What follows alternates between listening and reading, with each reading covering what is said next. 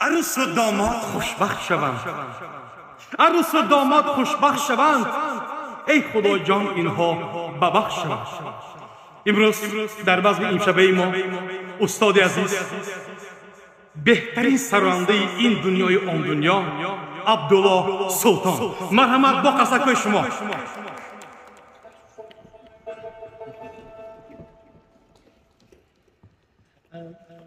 رحمت سرود نخستین برای شما.